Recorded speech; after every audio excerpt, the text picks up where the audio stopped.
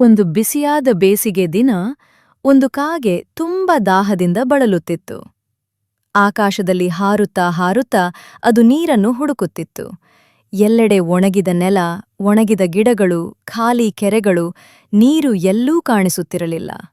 ಬಹಳ ದೂರ ಹಾರಿದ ನಂತರ ಒಂದು ಹಳ್ಳಿಯ ಬಳಿ ಒಂದು ಮಣ್ಣಿನ ಕುಂಡವನ್ನು ಕಂಡಿತು. ಕಾಗೆ ಖುಷಿಯಿಂದ ಹಾರಿಕೊಂಡು ಕುಂಡದ ಬಳಿ ಕುಳಿತಿತು. ಆದರೆ ಕುಂಡದೊಳಗೆ ನೀರು ತುಂಬಾ ಕಡಿಮೆಯಿತ್ತು. ಕಾಗೆಯ ಚೂಚಿಗೆ ನೀರು ತಲುಪುತ್ತಿರಲಿಲ್ಲ. ಕಾಗೆ ಮೊದಲು ಪ್ರಯತ್ನ ಮಾಡಿತು, ಕುಂಡವನ್ನು ತಳ್ಳಿತು. ಒಳಗೆ ತಲೆ ಹಾಕಿ ನೀರು ತಲುಪಿಸಲು ಯತ್ನಿಸಿತು. ಆದರೆ ಎಲ್ಲ ಪ್ರಯತ್ನವೂ ವ್ಯರ್ಥವಾಯಿತು. ಸ್ವಲ್ಪ ಹೊತ್ತು ಯೋಚಿಸಿದ ನಂತರ ಕಾಗೆಗೆ ಒಂದು ಉಪಾಯ ಹೊಳೆಯಿತು. ನೀರು ಮೇಲಕ್ಕೆ ಬರಬೇಕು. ಕಾಗೆ ಸುತ್ತಮುತ್ತಲಿನಿಂದ ಸಣ್ಣ ಸಣ್ಣ ಕಲ್ಲುಗಳನ್ನು ತರಲು ಆರಂಭಿಸಿತು. ಒಂದೊಂದಾಗಿ ಕುಂಡದೊಳಗೆ ಹಾಕಿತು. ಕಲ್ಲುಗಳು ಹಾಕುತ್ತಿದ್ದಂತೆ ನೀರಿನ ಮಟ್ಟ ನಿಧಾನವಾಗಿ ಮೇಲಕ್ಕೆ ಬರತೊಡಗಿತು. ಸ್ವಲ್ಪ ಸಮಯದ ನಂತರ ನೀರು ಮೇಲಕ್ಕೆ ಬಂದಿತು.